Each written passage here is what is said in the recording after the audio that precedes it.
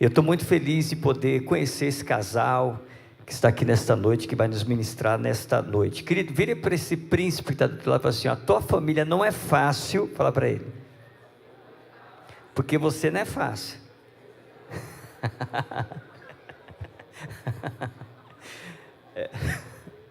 Não é verdade, gente? A família não é fácil, né? A gente não é fácil. Queridos, hoje é uma noite muito especial para nós. Primeiro porque é um sonho sendo realizado aqui nessa casa. Nós temos um desejo muito grande de abençoar famílias. Essa igreja tem um slogan dela como família, um projeto de Deus. E quando a pastora Patrícia falou do projeto da Susana Wesley, para que você que não tenha conhecimento quem é Susana Wesley, é a mãe de John Wesley, um dos maiores pregadores do evangelho na face da terra. E a mãe fez um papel fundamental. Ela cuidou, deu destino, fez a parte dela.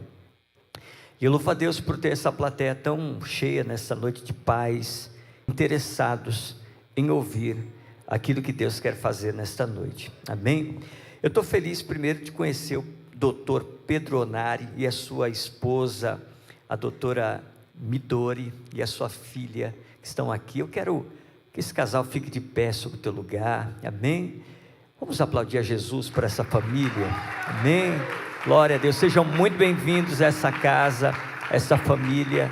Glória a Deus. Glorificamos a Deus pela vida de vocês. Muito bom. Alô, alô. Alô? Graça e paz, igreja. Amém. Bom, quero agradecer ao pastor Oliveira, a pastora Patrícia, a Renata, que organizou aqui para a gente estar aqui. E a vocês, né, que vieram aqui prestigiar essa ministração, essa palestra. Eu nunca sei se é palestra, se é aula, o que a gente vai fazer aqui. Mas quero agradecer a Deus, né, sobre essa oportunidade de estar na casa de Deus para falar com vocês. Então, sempre uma oportunidade, e para nós é uma honra muito grande poder compartilhar um pouco do que Deus fez na nossa vida, do que Jesus Cristo nos transformou de dentro para fora, e que também nos trouxe até aqui. Então, para quem não me conhece, eu sou o Pedro Onari, né? Tenho uma página no Instagram que eu faço toda quarta-feira leituras bíblicas lá, né, para vários lugares, graças a Deus. E ela é? Midori Onari. Sou esposa do Dr. Pedro. Então, pode colocar o primeiro slide lá, só para a gente deixar. Deixa eu falar. É realmente um grande prazer estar aqui, porque eu entendo, até quando a Renata me chamou, ela falou: a gente vai falar de família, filhos. Eu falei: nossa, que legal. Porque, na verdade, tudo que a gente faz, na verdade, Deus, quando trouxe essa inspiração para a gente desenvolver esse trabalho, não foi para ensinar outras pessoas. Foi para a gente aprender a lidar primeiro com a nossa família. Porque a família é o primeiro ministério que Deus coloca para todos os seus filhos. Então, a partir do momento que a gente conseguiu entender, educar nossas filhas, eu tenho 4, nós temos 4 filhas, né? E o quanto a gente aprendeu com elas. É um pouquinho disso que eu quero passar para vocês hoje, porque são experiências fantásticas. Está aqui a minha mais velha, que hoje trabalha com a gente, né? E aí, a música que foi falada aqui, eu e minha casa serviremos ao Senhor. Hoje eu posso dizer que isso é real, é fato. E isso, assim, enche meu coração de alegria, porque foi uma batalha. A gente tem 32 anos de casado. Hoje está fantástico, mas nem sempre foi assim, tá? São muitos desafios, são muitas coisas. A gente quer passar um pouquinho dessa experiência para vocês e dizer, lógico, não desistam, vale a pena. Amém. Então, vamos lá. Passa o primeiro slide, só para colocar uns slides aí, só para eu falar rapidinho sobre isso. Então, o que nós vemos hoje aqui, gente? Eu não esperava que a telão fosse tão grande assim. Meu Deus, que grande! Normalmente eu digo uma coisa menor, né? Mas em que mundo nós vivemos, tá certo? E a Bíblia diz, Romanos 12:2, né? Transformai-vos pela renovação da vossa mente, né? Não conformeis com esse mundo, né? Mas que mundo é esse que você vive? Tem um mundo que nós estamos participando aí. Guerra na Ucrânia, guerra em Israel, né? essa questão muito grande hoje, da gente viver num mundo extremamente materialista, né? Crises econômicas, crises políticas, corrupção, violência, enfim, fome, incertezas. E, é claro, eu coloquei bem em destaque aqui a influência das redes sociais e dos influenciadores. Isso é um grande mal que nós vivemos. Por um lado, a internet nos leva a levar a palavra de Deus para o mundo inteiro, né? Por outro lado, também o nosso ouvido, nossos filhos ficam extremamente contaminados por esses influenciadores digitais. E qual vai ser o papel de você como mãe? Qual vai ser o seu papel como pai nesse mundo moderno que literalmente acabou do modo das pessoas ver o mundo?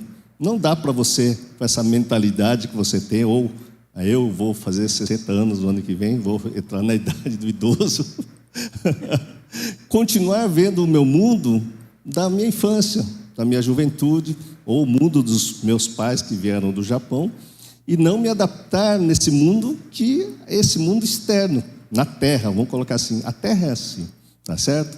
Mas o mais importante que eu vejo é que mundo você vive. Até tem uma palestra na internet que eu coloquei sobre esse mundo. É um pouco desse mundo que eu quero falar para vocês, então. Então, passa o próximo. Então, eu costumo dar uma definição, porque eu vim aqui para falar sobre saúde mental. Para falar sobre Bíblia, que a gente vai falar também, que eu não consegui falar saúde mental sem falar Bíblia.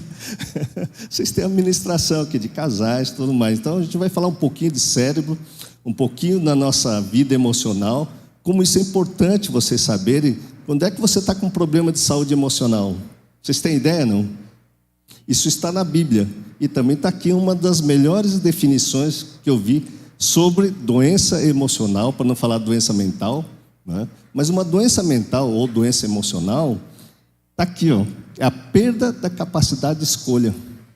Quantas vezes por dia você perde a sua capacidade de escolha? É que aqui é mais claro. É verdade. Quantas vezes por dia você perde a sua capacidade de escolha? O que é perder a capacidade de escolha? Você não quer estar nervoso, mas fica nervoso. Você não quer se irritar com o seu maridão aí, que está chegando em casa, ou com as esposas, mas de repente você chega de pá virada, o que acontece? Não tem jeito. Vamos orar, ora, mas a raiva não vai embora, o nervosismo não vai embora, eu não tenho controle sobre as minhas emoções.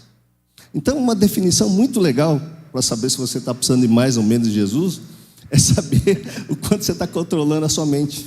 Saiba que a coisa mais difícil é nós controlarmos a nossa mente. Por isso, os influenciadores digitais vão estar sedando a sua cabeça, que já está mais velhinha que nem a minha, mas pasmem, eles vão querer sedar a cabeça dos seus filhos. Então, se você não se preocupa com você, que já está aí com essa cabeça contaminada com muitas coisas, saiba que os influenciadores digitais, dentro dessa angústia que todos sentimos, e as crianças sentem isso, eles vão para a internet, vai ficar no joguinho, vai entrar nas páginas que você já ouviram falar, de pessoas que vão falar de pornografia, questões aí que muitas vezes não tem a ver com os princípios cristãos, e não tem controle, porque hoje em dia, se você não levar isso para você, né, como responsabilidade, como uma visão de mundo, o que vai acontecer? As pessoas vão estar tomando conta da cabeça dos seus filhos. Então, veja bem, quando eu falo, né, não tem controle, vamos falar das crianças. As crianças estão piores do que nós adultos, porque eles não têm controle nem na fome que sente. Você já ficou com fome, não? Se você está aqui agora à noite, e você está sem comer desde a hora do almoço, você consegue prestar atenção nessa palestra? De jeito nenhum. Se você está aí com sede, de repente está aqui eu falando, né? Ou você está com vontade de fazer xixi, e eu falando aqui, está difícil. Você não pensa, gente. Tem algumas coisas que são devidas à nossa carne, que faz com que a gente perda o controle, e a gente não tem controle sobre a nossa carne. Então presta atenção nisso que eu estou falando, porque desde a infância, entende? O bebê nasce, não tem controle sobre o instinto de sede, de fome. O que acontece quando vocês são pais, o bebê nasce? A primeira coisa, o que é? E se ele não chora, o que acontece? O médico vai lá e dá uns tapinhas para ver se acorda. Porque senão está com algum problema cerebral. Então, desde nós nascemos, nós temos um problema de angústia. Angústia do nascimento, angústia se a nossa mãe não traz comida na hora que a gente quer. E assim nós vamos crescendo cada vez mais o quê?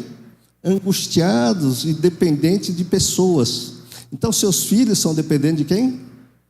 De vocês. E se vocês não estão lá para dar leite, para não dar mamadeira, para não dar comida para eles, o que acontece? Ele vai ficando angustiado, desesperado. E a mãe chega a tal ponto de ficar o quê? Preocupada se o choro não passa. Não é verdade? Então, presta atenção, se você é uma pessoa que está com seu filho, e a sua cabeça está onde? Preocupado, que nem a cabeça de Marta. Conhece a história de Marta e Maria, não? Quando Jesus estava lá falando com a Maria, e provavelmente falando sobre amor, sobre o reino de Deus, a Marta estava preocupada com o quê? Os afazeres domésticos, preocupado com o mundão aí fora, preocupado com um monte de coisas. Jesus disse para ela, o quê? Marta, Marta, Marta, você está perdendo a melhor parte. Então, o que acontece com a nossa falta de controle, né, com esses problemas que existem no mundo atual? A gente fica olhando o problema deste mundo que sempre foi, guerra sempre houve, terremotos sempre houve, apocalipse sempre houve, muitas gerações já vieram, já desapareceram, né? Se você pegar a história do mundo, os incas desapareceram, os maias desapareceram, a civilização egípcia sumiu, os gregos lá daquela época lá dos conquistadores sumiram. E a gente está vendo aí, será que vai voltar Jesus semana que vem, o ano que vem? Mas quanta preocupação você tem com seus filhos? Então, aonde está a situação da sua cabeça? Deixa todo mundo angustiado, meu Deus. Calma. Na palavra diz assim, olhando firmemente para Jesus, consumador da fé, nós somos cristãos. Esse mundo catastrófico que está aí, sempre existiu. É que agora tem internet, a gente fica sabendo tudo muito mais rápido, né? Estourou uma guerra lá do outro lado do mundo, a gente está sabendo aqui na hora. Está estourando uma bomba lá, você está vendo a bomba explodir. Mas uma coisa que eu quero dizer para vocês é assim, a gente tem que construir no nosso lar, no nosso ambiente, um local de paz, onde nossos filhos tenham segurança. Ou seja, tudo isso que o Pedro está falando existe? Com certeza. Mas também sempre existiu, né? Se você for olhar, por exemplo, até estava comentando essa semana, Tiradentes, quando teve aquela Inconfidência Mineira, não sei o quê, a revolta foi por conta de 1/5 de imposto. Vocês têm noção que 1/5 é 20%? E a gente já está pagando quase 30%? Né? Então, assim, se for pegar em números, não mudou.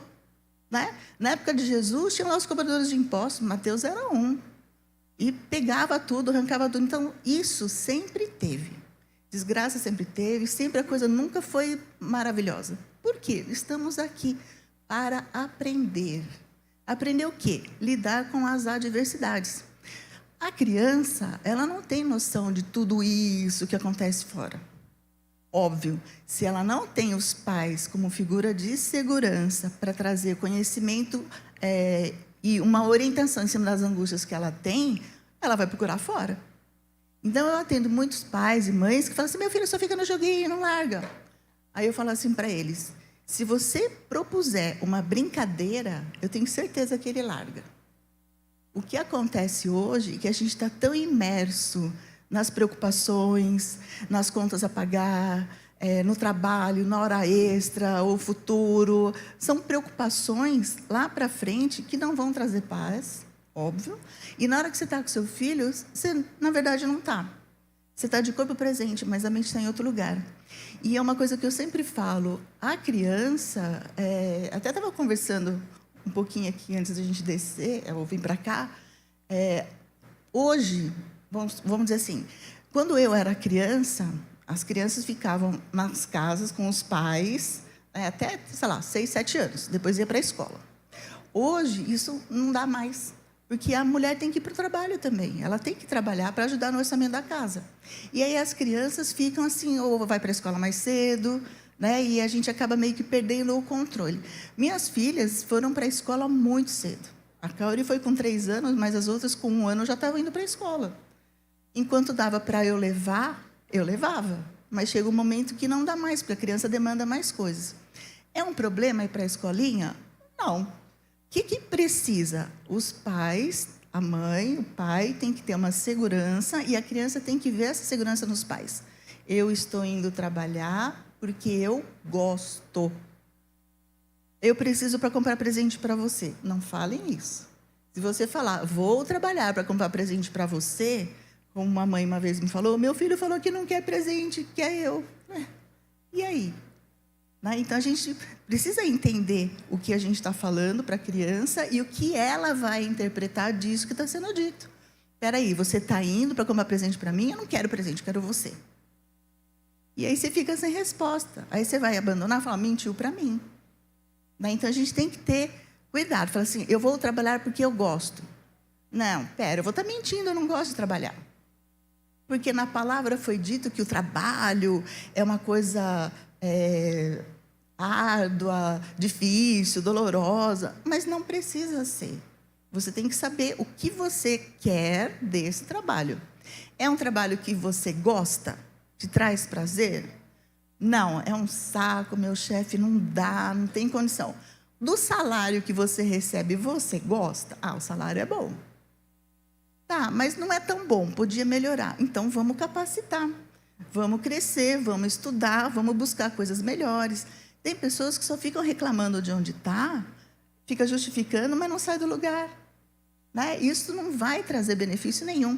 Então, por exemplo, eu nunca precisei falar para minhas filhas, tem que estudar, tem que estudar, tem que estudar. Mas a gente dá exemplo, a gente não parou de estudar até hoje. A gente estuda muito. Né? E a criança, ela imita os pais. Viu aquela coisa da menina pegar uma vassoura, do menino querer, né, pôr a roupa do pai, vestir o terno, pôr a calça, o sapato. Não é comum foto de criança com 3, 4 anos andando com o sapato do pai. Ou a menina com o salto da mãe. Nem cabe. Né? Mas quer. Então, a criança quer ser esse adulto que ela admira. Então, é importante a gente ter isso em mente e transformar o nosso ambiente num ambiente de segurança e paz. A criança sentindo isso em casa, não é qualquer influenciador que vai fazer a cabeça dela. Mas, se a gente não tem resposta, ou a gente só fica agressivo, qualquer um que der atenção, ela fica. Por quê? A criança precisa ser vista e reconhecida. Eu cresci numa época que se dizia que não pode elogiar. Não sei se vocês... Não pode elogiar que estraga. Já ouviram falar isso? Isso. Cachorro que... Pau que nasce torto, não endireita, essas coisas. Era uma época que se dizia... Era cultural isso. Não, você é cultural, não posso elogiar. Eu vou dizer para vocês, eu tenho um irmão mais velho e uma irmã mais nova. A minha mãe elogiava o meu irmão para mim e a minha irmã. Eu nunca ouvi um elogio. Ela elogiava a minha irmã para mim e para o meu irmão. Ela elogiava o meu irmão para mim e para a minha irmã. Ou seja, só falava dos outros. É por mal? Não. Era para dar um incentivo. Olha lá ele como é legal. Olha o vizinho, olha o primo. Só que isso faz a criança crescer achando que ela não é nada e que o melhor é ser o outro. Isso gera uma inveja muito grande. Né? Então, mas eu também não posso só ficar elogiando muito. Não, mas mostrar o que é certo. A criança está pirraçando, está fazendo alguma coisa errada, você não vai dar ibope para ela. Não conheço você. Você não conheço. Minha filha, meu filhinho não faz isso. Meu filhinho é educado. Aí você vai e reforça o positivo. Porque a criança sabe ser educada, ela sabe tudo. Mas se ela chama atenção fazendo birra, é o que ela vai fazer quando ela quiser atenção. E aí um exemplo que eu dou é assim. Imagina que você está na cozinha e seu filho está lá, 3, 4 anos, brincando na sala, quietinho. E aí ele fala, mãe, pera, filhinho, já vou. Ele está brincando quietinho, você está terminando de lavar a louça, já vou. E aí ele, mãe, pera, filhinho, você já terminou de lavar a louça, aí você lembra que tem que pôr arroz, água para ferver para fazer o arroz. Pera, filhinho, aí você pega a água, põe para ferver. Ele, mãe, pera. Aí você lembra que também tem que, sei lá, ajeitar um legume, uma verdura para ajeitar para o almoço. Aí você vai fazendo as coisas porque a criança está quieta. Isso é extremamente comum. E vai fazendo. E a criança, mãe, pera, filhinho, já vou. Aí você vai pôr roupa de molho, você vai ajeitar uma camisa que precisa, você vai fazer 1000 coisas porque a criança está quieta. Aí, de repente, ela para de chamar. Não chama mais. Olha, nossa. Criança quieta está fazendo o quê? Viu? Todo mundo sabe. Aí a mãe vai correndo ver por que essa criança parou de chamar. E a criança está pendurada na estante porque ela queria pegar uma coisa que estava alta. Ela está te chamando faz tempo e você não foi. Ela fala, eu pego. Eu pego. Ela subiu e foi pegar. Quando você larga tudo e vai até ela, sem ela ter chamado, o que você meio que ensinou para ela? Chamar não adianta. O que adianta? Fazer algo que sabe que não é para fazer, porque sabe.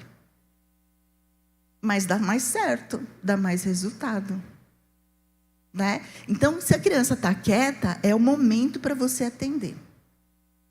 Porque é comum, às vezes, a criança chama a gente e a gente está fazendo alguma coisa, falando, pera, já vou. Não, pera, já vou. Aí depois ela esquece, você também fala, agora ela esqueceu, vou deixar para lá porque não estava afim mesmo. Aí na hora que você quer brincar com ela, você vai chamar, ela fala, agora não posso. Ou ela não liga para você. É extremamente comum isso. Por quê? Você está ensinando para ela que quando chama, na primeira vez não é para ir. Não é legal isso? Olha só, criança aprende muito mais com comportamento do que com palavras. Então, se eu quero ensinar uma criança, eu tenho que fazer antes de falar. Se é algo que eu não dou conta de fazer, não adianta eu falar. Ela vai ouvir, mas vai fazer o que eu faço. E aí tem um dito popular nesse sentido, né? Faço o que eu digo, não faço o que eu faço. Isso é a maior fonte de neurose que existe. As crianças ficam confusas.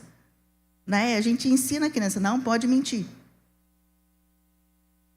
Papai falou que não pode mentir, mamãe falou que não pode mentir. Aí vai lá aquele vizinho chato, bate na porta, diz, agora não posso falar, fala que eu não estou. O que a criança faz? Volta lá, minha mãe mandou dizer que não está. Olha que legal, ela atendeu a mãe e não mentiu. Ela vai receber um parabéns por isso? Não, ela vai ganhar uma bronca. Falar, pera, mas eu não menti, o que foi que eu fiz de errado? Então, tem algumas coisas que a gente faz e a gente não percebe, porque a criança, ela não entende o que quis dizer, ela entende exatamente o que disse. É uma coisa muito literal, porque o cérebro dela está amadurecendo ainda. E a gente, quando conversa adulto, a gente quer dizer muitas coisas escolhendo algumas palavras. E dependendo da cultura, às vezes o outro entende outra coisa que você nem falou. E isso é uma grande confusão em termos de falha na comunicação, nos casais, inclusive. Um quer dizer uma coisa e o outro entendeu outra. E as crianças ficam inseguras. Né? Se o casal briga, a criança vai pensar assim, nossa, será que aquele dia que eu não guardei o brinquedo, que minha mãe ficou brava comigo, se eu tivesse guardado, eles não estavam brigando agora? Passa essa fantasia na mente. E a criança pequena, ela tem um sentimento egocêntrico. Ela e o mundo é uma coisa só e ela é toda poderosa. Eu falo para vocês, o bebê nasce egocêntrico. Ele tem que ser o centro do mundo. É o que eu estou dizendo, se o bebê não chora, não mais nada. Ele precisa chorar, ele tem que pôr a boca no mundo, ele tem que chamar atenção. Porque ele é pequeno. Conforme ele vai ganhando um pouquinho mais de energia, né? Ele vai se alimentando, ele chora mais forte. Mas logo que ele nasce, e depois ele bota a boca no mundo. Por quê? Ele não sabe falar. Se não tiver quem cuida, ele morre. Ou seja, a única forma de comunicação dele é no berro. Agora, conforme vai crescendo, cabe aos pais educar e explicar que não é tudo no grito. E aí você vai ensinando a criança a se comunicar. Certo? Fala. Tá vendo? Às vezes eu engato uma quinta assim e vou embora. Então, deixa eu falar um pouquinho. Aqui, eu trouxe um versículo de Romanos, mas Romanos capítulo 7 vale a pena vocês lerem inteiro. E Paulo é um indivíduo neurótico, né? Ele queria tirar pedra nas pessoas que ele considerava herege, dar pedrada nos outros, era um hobby, né? Então, mas chega uma hora que ele aparece Jesus para ele, assim como apareceu para mim, e com certeza, de alguma maneira, Jesus já tocou o seu coração, mas ele dizia isso aqui, ó, que está escrito aqui, ó. Mas vejo nos meus membros outra lei que, guerreando contra a lei da minha mente, me faz prisioneiro da lei do pecado que está nos meus membros. Lá em Romanos 7, 23. Ele vai falar ali em Romanos 7, é o seguinte, né? Todo bem que eu quero fazer, eu não faço. Mas todo mal que eu não quero fazer, esse sim eu acabo fazendo. Né? Indivíduo, como chama? Não é desgraçado que ele fala. Miserável homem que sou. Porque eu ouço o que ela está dizendo, mas na hora de praticar eu faço ao contrário. Eu venho para a igreja, eu ouço tudo que o pastor está falando, só que na hora do vamos ver, o que acontece comigo? Tudo o contrário. Então tem algumas dicas que a gente quer dar para vocês aí, e a Midori já acabou falando, mas tem um nome para isso. Chama-se amor.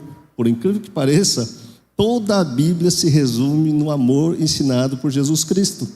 Como a fé que o amor de Jesus Cristo pode transformar a sua cabeça, pode transformar a sua família, pode transformar a sua relação com o seu marido aí, com a sua esposa, pode renovar o seu casamento, a sua família, a sua relação com os seus filhos e dar, inclusive, um novo futuro para os seus filhos. Vocês creem nisso, não? O difícil só é praticar. Por incrível que pareça, essa palavra não é tão simples, né? Por quê? Envolve aquilo que a gente começou a falar. O neném nasce, ele tem um instinto da fome, da sede, e principalmente, vocês não notam, mas o bebê e teu filho, e mesmo você que cresceu, tem uma coisa chamada instinto afetivo, a carência afetiva, a carência de amor, a carência de abraço, a carência de carinho, a carência de um olhar, a carência de chamar atenção, a carência de ser visto, reconhecido e gratificado. Quem quiser anotar, pode anotar aí. Eu falo isso para todos os meus alunos de psicanálise. Todo ser humano quer ser visto, reconhecido e gratificado desde a infância. Então, tudo que ela está falando de exemplo, a gente tende a fazer o contrário. Então, ela falou, você sabe que o bebê, você fala para o seu filho, né? Não mexe aí, não põe aí, você vai sujar a parede com a sua mão que está suja. O que o menino vai fazer? Ele vai lá e vai fazer exatamente o contrário. Vocês têm noção por que o filho faz isso? Não? Oi? Porque nós estamos querendo dar amor para os nossos filhos, nós trabalhamos 24 horas por dia, nós vamos para a igreja num sábado à noite, nós vamos sábado de manhã no culto, entretanto, o nosso mundo, a nossa cabeça está onde? Contas a pagar, problema da guerra na Ucrânia, guerra em Israel. Nós estamos vendo aí as notícias populares que hoje está na internet, está no celular. Nós perdemos muito tempo da nossa vida dando esse tempo precioso para vivermos em família, para onde? Os influenciadores digitais, por isso que eu deixei bem grande aqui. Vocês não percebem, mas a vida está passando e você que está tão carente quanto eu, quanto ela, nós carentes ficamos o quê? Com fome afetiva, a gente nem sabe disso. Como é que isso se manifesta? A carência de fome afetiva da criança, ela se torna birrenta. Ela se torna o quê? Vai mal criado, vai fazer qualquer coisa. Nós trabalhamos, graças a Deus, Deus nos mandou lá para o UBS, lá de Sapopemba, na Vila Renato. Lá eu tive a oportunidade de ficar 5 anos entrando nas comunidades, por isso que eu gosto de ir em comunidade, porque é onde as pessoas precisam muito mais de conhecimento, onde as pessoas estão sedentas de conhecimento, e é onde as pessoas mais ouvem, por incrível que pareça, porque está escrito lá, é mais fácil um camelo passar por um buraco de agulha do que um indivíduo que tem muito dinheiro, que está lá, te ouvir ou entrar no reino do céu, porque geralmente fica surdo. E quando eu vou em igreja aqui na comunidade, é a coisa mais linda, porque todo mundo está assim ouvindo, gente, vocês não têm noção. E quando a gente está falando uma coisa tão importante, muitas vezes as pessoas estão com a cabeça em outro lugar, muito preocupado, que nem a Marta. Então, qual é a sua cabeça hoje? Vai ser a de Maria ou vai ser de Marta?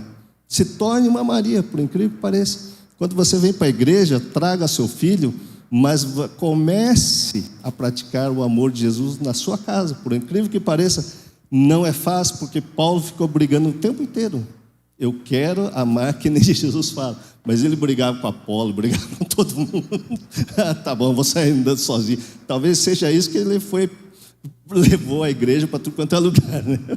Não vou ficar com você, não. Fica aí que eu estou indo para lá. Mas eu vejo aquilo e falo, cara, olha só, Deus usou um cara assim para o evangelho chegar até aqui, gente.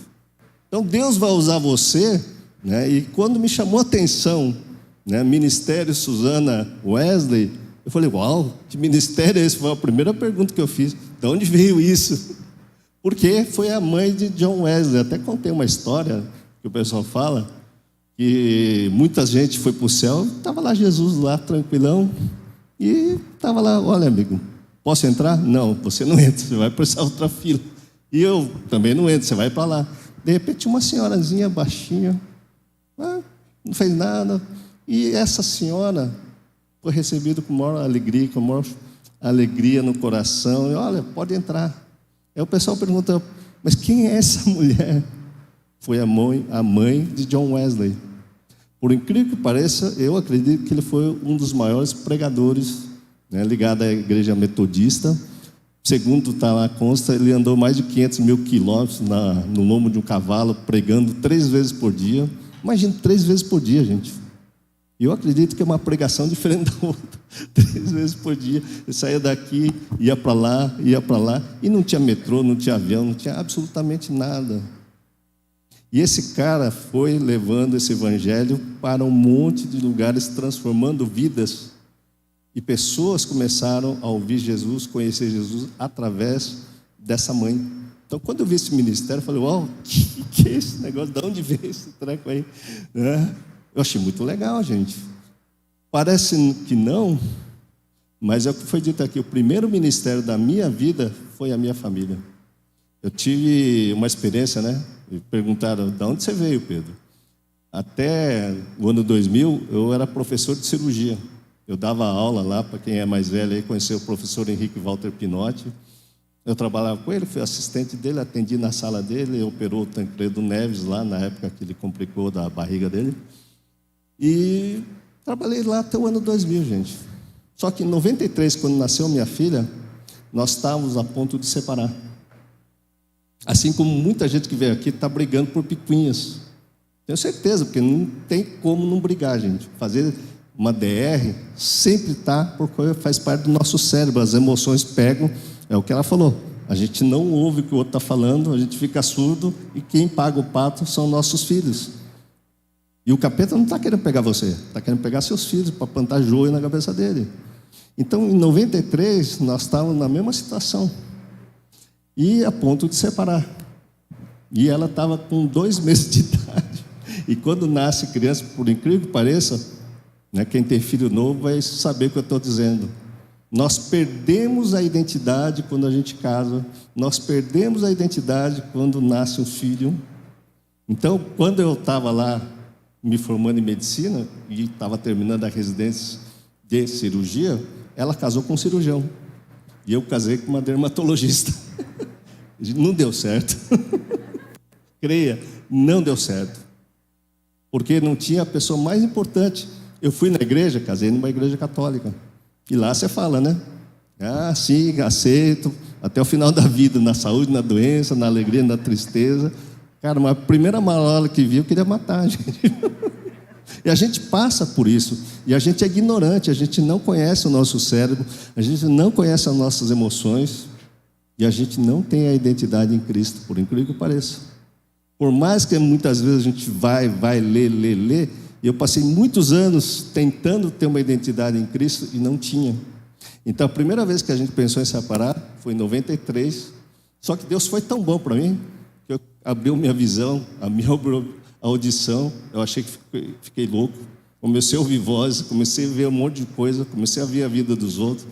Uau, fiquei doido, né? Não deu mais para ser cirurgião desse jeito. Mas hoje eu dou graças a Deus. porque isso definiu a minha identidade em Cristo, está definido, porque não cheguei lá ainda. Então, essa experiência com Deus não foi suficiente para eu entender o que é o reino de Deus. Vou repetir de novo. Um milagre na sua vida, com experiência com o Espírito Santo falando no seu ouvido, abrindo sua visão, botando a mão, curando pessoas, curando enfermidade, fazendo coisas do Espírito Santo. Sem Jesus Cristo não é absolutamente nada. Entenda uma coisa, a coisa mais importante que aconteceu comigo, eu fiquei mais arrogante, mais orgulhoso, comecei a pisar na cabeça das pessoas, e muita gente que tem o dom do Espírito faz isso. Romanos capítulo 1, por isso que eu disse, leia Romanos inteiro. Romanos capítulo 1 diz o seguinte, que o homem começa a adorar muito mais a si mesmo, que é a criatura, do que o Criador. Exatamente pelo dom que cada um tem. Então foi dito aqui, foi dado um talento para vocês, foi dado dom para vocês. Que seja 5, que seja 2, que seja 1. O que é que você está fazendo com o seu dom? Vai multiplicar, vai dividir, vai favorecer o reino de Deus? Pois bem, eu recebi um dom. Só que de 93 até 2009, o que eu fiz com esse dom? Só eu usei para o meu ego crescer. Cresci. 2009 estava quase separando de novo. Eu vi um cara egoísta, orgulhoso, orgulho de mim mesmo, olhava todo mundo e achava que todo mundo era retardado. Entende, não? E muitas pessoas têm uma inteligência profunda naquela área específica. Sobe num tamanquinho e com certeza vai cair. E o pior, não é cair você, vai cair você e a sua família. Foi o que aconteceu. Então, eu estava cada vez mais me afastando com Deus, sabendo de Deus, conhecendo o Espírito Santo, mas o personagem mais importante que se fala, que sem ele, que é o caminho, a verdade e a vida, não se vai a lugar nenhum. Eu só estava me apodrecendo e a minha família estava cada vez pior. Então, 2009, e Deus falando para mim, vai numa igreja evangélica. Que tá doido, esses caras são doidos. Esses caras só ficam gritando, aleluia, glória a Deus. Tinha uma igreja pentecostal bem na frente da minha casa. Era uma garagem, né? E eu chegava cansado da cirurgia, era cirurgião, e os caras estavam gritando lá, né? Queria dormir, os caras. Falei, não, você tá doido. Aí eu estava achando que estava mais doido ainda, né? Então, era a voz de Deus, era a voz da minha cabeça ou a voz da minha cultura? Era uma briga aqui dentro da minha cabeça, exatamente por aqui, ó. Eu queria ter paz, mas não tinha paz. Eu queria ser feliz, mas não era feliz. Queria ter uma família, mas não tinha família. Eu tinha dinheiro, tinha dinheiro. Era bem sucedido, bem sucedido. Mas não é absolutamente nada do que eu trocar tudo isso pela paz que eu tenho hoje, quando eu resolvi, depois de 2009, porque veio essa desgraça de quase separação. Mas uma coisa eu te digo, o que me salvou foi ter um propósito na minha vida. E o meu propósito foi exatamente o ministério de ter uma família. Então não foi ter um corpo de uma mulher. Não foi casar com uma dermatologista, que creio, ela tinha uma mão maravilhosa para operar. Operou meu olho, operou estética, né? A sogra, a mãe dela, a minha irmã, fazia pílula, fazia um monte de coisa. Tinha tudo para ser muito bem sucedida na área da estética corporal. E ela largou tudo isso para nós seguirmos Jesus dentro de um propósito muito maior que a família.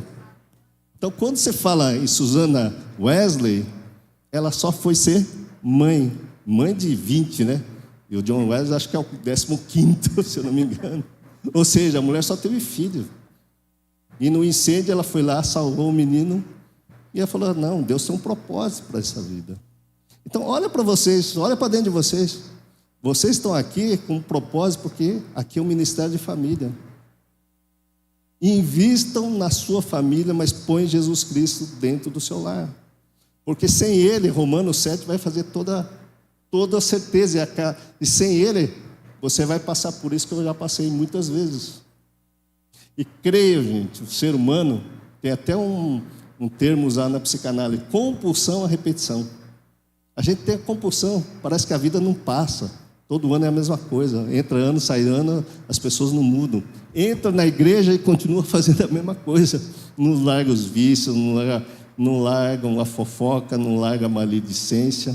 Só que quem vai absorver tudo isso são os filhos.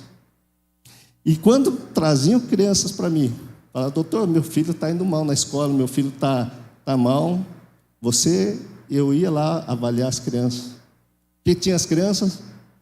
Absolutamente nada. Absolutamente nada.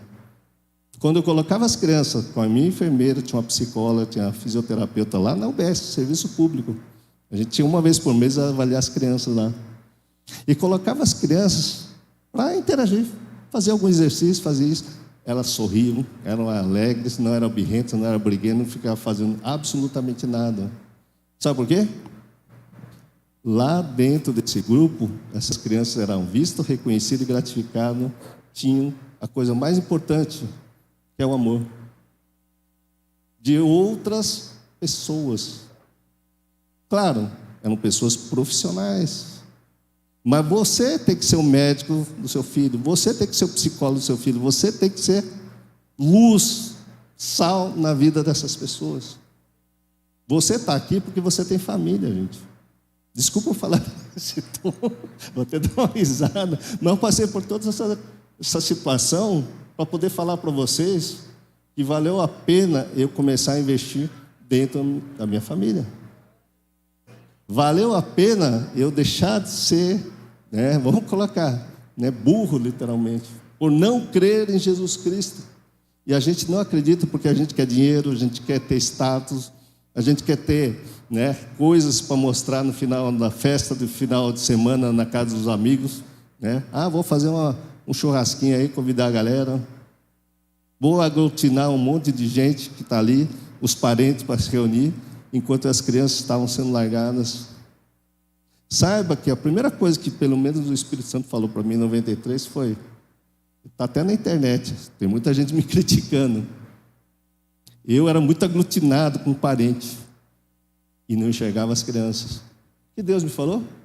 Cara, todo feriado, todo final de semana, vai lá no Parque do Ibirapuera, vai lá no parque. Eu morava em Itaquera, porque Deus deu uma casa lá em Itaquera. E no começo, eu falei, eita, foi o melhor lugar que eu morei, gente.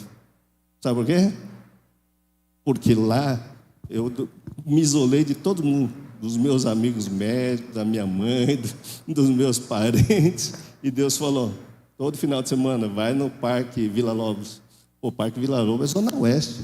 Eu morava na Zona Leste. Eu tinha que atravessar para ir lá. Vai no Parque de Ibirapuera. Não tinha dinheiro, porque estava recém-formado. Ia lá fazer piquenique no Parque de Ibirapuera. E por incrível que pareça, eu moro hoje a 700 metros do Parque de Ibirapuera e nem pisei lá, gente. Faz 5 anos, 6 anos que eu moro lá. A gente não pisa no parque.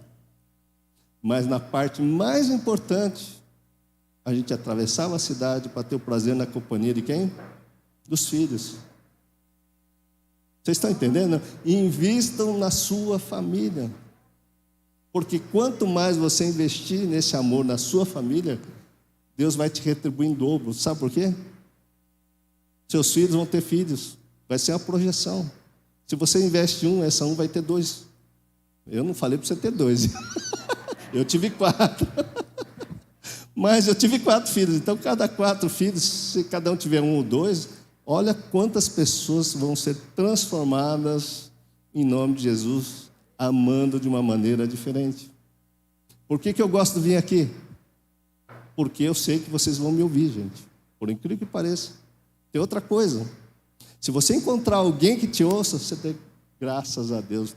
Se você tem um pastor que te ouve nas suas dores, você dê graças a Deus. Porque o mundo lá fora, ninguém ouve ninguém, não. Ninguém ouve ninguém. Ninguém tem tempo para te ouvir, gente. Então, você está numa igreja que eu olhei lá, aquele supermercado, eu falei, uau, gente, que lugar é esse? Com todo carinho, por tudo que vocês estão recebendo aqui dessa igreja, e é claro, recebendo porque vocês estão contribuindo, Ninguém constrói isso do nada. Então, sinceramente, eu entrei aqui dentro e falei, cara, eu vi Deus aqui dentro. É verdade. Porque eu nunca entrei num lugar e vi crianças dançando desse jeito, com alegria. Por incrível que pareça. Eu vi um ministério infantil e geralmente a criançada, ó, deixa lá porque a palestra vai ser longa. Eu até falei para a Cauê, pô, transmite aí no Instagram o que estão fazendo aqui. Por isso a gente estava transmitindo no Instagram. Porque o mundo está precisando de ter propósito familiar, gente. O propósito de ter família segurou as broncas. O propósito de ter família me levou a conhecer Jesus Cristo. Porque dentro de mim Deus falava, vai estudar. Só que de 2009 até 2011, foram quantos anos? 3 anos do cabeção. Eu já conheço, Deus fala comigo. Faço milagres, faço aconteça. Eu olho para você, sei até que você tem aí dentro, você quer seu pai, sua mãe. É verdade, até brincava, estou lendo a sua mão daí, sei ler a mão. Na verdade, eu estava lendo você, e acertava. Né? Até brincava, dá até para jogar búzio. Mas é falso profeta, não entende? Não? Porque isso não leva nada a lugar nenhum. Eu podia estar fazendo leitura do seu passado, de qualquer coisa. Mas entenda que ter tudo isso e não ter Jesus é nada, gente. Então, o propósito familiar que vocês estão aqui é a coisa mais linda.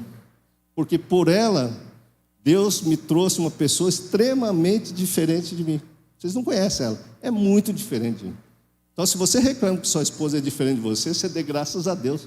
Imagina 2 doentes que nem eu. Não ia dar certo. Imagina 2 doentes que nem ela. Não ia dar certo. Pelo menos a gente vê uma doença do outro, né? Só que quando olha a doença do outro, aí a coisa pega fogo. Nós ficamos mais de 15 anos, 20 anos brigando, porque eu via toda a doença dela. E ela via toda a minha doença. Só que quando ela apontava a bazuca para falar o que eu tinha que ouvir, o que acontecia? Você não é meu pai, você não é minha mãe. Pô, aí a treta já abaixava. Abaixava, vinha a muralha emocional. E todo o bem que eu quero, que é amar uma esposa, eu não tinha. Entende, não? E o outro lado é verdadeiro. Toda vez que você precisa melhorar isso aí. E ficava corrigindo ela, gente. Tem um monte de história dessa na internet que eu conto. E o que acontecia? Nada. Porque eu comecei a aprender, por incrível que pareça, inclusive a Bíblia. Só que todos os escritos que eu olhava, queria mudar ela. Pô, isso aqui é para você. Às vezes na igreja cutucava, é que nem vocês fazem. Tá vendo? Tá falando de você. Só que o cidadão não se enxerga, gente. Vou até dar um exemplo aqui em cima disso, que foi bem interessante. Sabe aquela coisa, a gente acabou de casar, ele é de um ambiente, são 16 filhos, ele é o caçula, era muita gente em casa. E a minha mãe é costureira e meu pai é pasteleiro, comerciante. Comércio, depois minha mãe parou de costurar, ela montou um bazar. Qualquer comércio, nada é escondido, tudo é exposto. Porque se o cliente não vê, ele não compra. O freguês tem que ver, tem que estar exposto. É assim que vende. Tá? Mas na casa dele, o pai, até para manter um mínimo de organização, colocava tudo em armários. Bom, aí estou eu que cresci num ambiente tudo exposto, e ele que cresceu num ambiente tudo em armário. 14 filhos não dá para deixar esparramado, né? Aí a gente casou e eu deixava tudo exposto. E assim, sempre eu fiz um pouco a parte administrativa, de pagar conta, não sei o quê. Só que se tirar da minha vista, a conta vence. Está ali, eu sei que está ali. Sabe aquela bagunça organizada? Sou eu. Tá tudo... Ele olha e fala que está tudo bagunçado. Mas eu sei onde que está cada bagunça. Está tudo certo. Não mexe, não mexe. Bom, aí ele queria arrumar... Vamos arrumar a casa. Óbvio que ele ia começar nas minhas coisas. Vamos fazer uma faxina. Ele queria começar nas minhas coisas. Tá? Só que aí cada um arruma de um jeito. Como é que aconteceu isso para hoje a gente ter um equilíbrio? O que eu percebi? Eu deixava tudo fora, exposto, porque eu não sabia também onde pôr. Eu crescia nesse ambiente. E criança observa, isto é comum, esse comum parece que é normal, e esse normal depois é o certo. Olha que loucura essa evolução. Então, um ambiente familiar, por mais caótico que seja, para a criança aquilo é o comum, é o que ela espera. Vamos dizer que o pai seja agressivo, ele chega em casa embriagado, agressivo, batendo em todo mundo. É bom? Não. A criança vai acostumar com aquilo? Não vai acostumar, mas é o que ela espera. Ela sabe que a hora que chegar em casa vai ser aquele tumulto. Ela espera isso. Então, isso é comum. Depois de um tempo, Então, não é novidade. Novidade vai ser o dia que não tiver isso, que é o diferente, a exceção. E depois, quando ela cresce, é meio que o ambiente que ela vai buscar. Olha que loucura. Tudo isso no inconsciente. O inconsciente guarda, porque aquilo é como se é uma coisa de segurança. É ruim, mas ela conhece. É esse ruim que ela conhece. Por isso, não é tão simples abrir mão de alguns comportamentos que, racionalmente, a gente sabe que não são bons. Porque na hora que vem o impulso no inconsciente, já foi. Por isso o apóstolo Paulo dizia: o bem que quero, não faço. O mal que não quero, faço. Por quê? Ficou guardado ali no inconsciente. Então, nós hoje trabalhamos e damos aula numa escola de psicanálise por conta disso.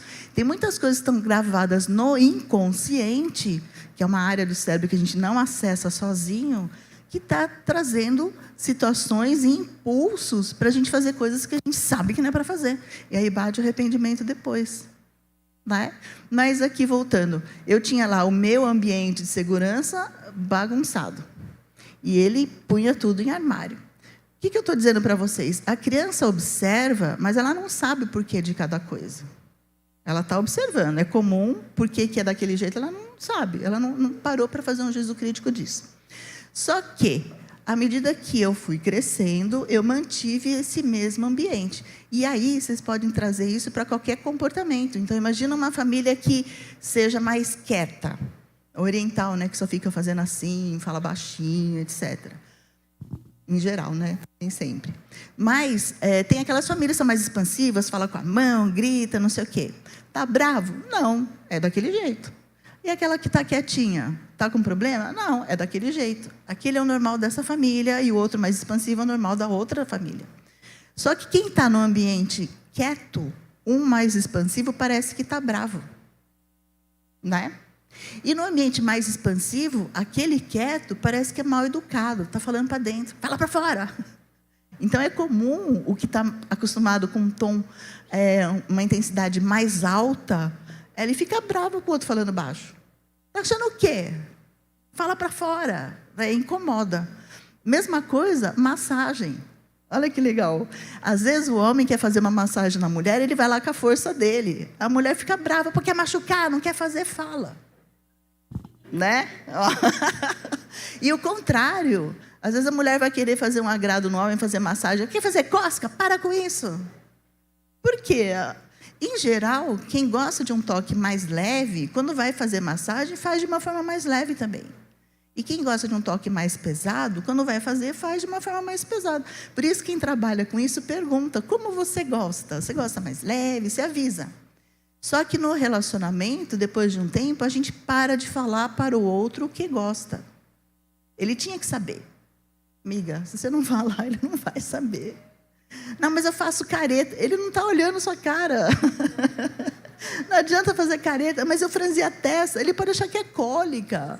Ele pode achar que é gases. Ele não vai saber o que é. Por isso, comunicação, falar, é importantíssimo para alinhar isso. Mas vamos lá. Eu estou aqui na minha baguncinha e ele querendo arrumar a minha bagunça. O que ele fazia? Minha casa, durante muitos anos, ele só fazia armário. E ele escondia minhas coisas. Eu falo escondia, porque quando a gente guarda, a gente sabe onde guardou. Quando a gente só esconde, e aí eu chegava, cadê tal coisa? Ah, não sei. Aí tinha que tirar tudo para achar. Então não guardou, escondeu. Hoje, graças a Deus, a gente está numa batalha, numa batalha para cada coisa ter o seu lugar. Se cada coisa tem o seu lugar, você tirou, você sabe onde vai guardar. O problema é que a gente não tinha um lugar para cada coisa. Então, pegava a coisa para não saber onde pôr. Não tinha um lugar. Então, escondia, né? Porque na hora que você vai procurar, você nunca sabe onde está. Como que resolveu isso? Então, pensa, eu deixava espalhado, ele queria esconder. Aí, ele parou de arrumar minhas coisas. Parou. Deixou. Aí, o que aconteceu? Eu deixava lá espalhado, vamos dizer assim, na mesa da sala. Aí ficou ali, ele deixou, não tirou mais. Aí ele chegava e colocava a mala dele do trabalho. Aí minha filha chegava da escola, mochila e casaco. 4. Aí chegou uma hora que eu nem achava mais minhas coisas. O que eu descobri? Não é que eu não tenho problema com bagunça. A minha tolerância é maior que a dele. Mas bagunça sempre atrapalha. E o que eu percebi? Eu estava ensinando as minhas filhas a serem bagunceiras. Porque para mim estava organizado. Mas para quem olha de fora está bagunçado. Né? E elas começaram a acumular tudo. Aí eu falei, não, pera, não vai dar. Aí eu comecei a organizar. Mas eu só pude perceber isso porque ele parou de arrumar minhas coisas. Como se eu tivesse um problema. Eu não tenho problema, é assim que é. Porque sempre foi. Por isso, às vezes, a gente apontar o dedo para o outro não vai entender.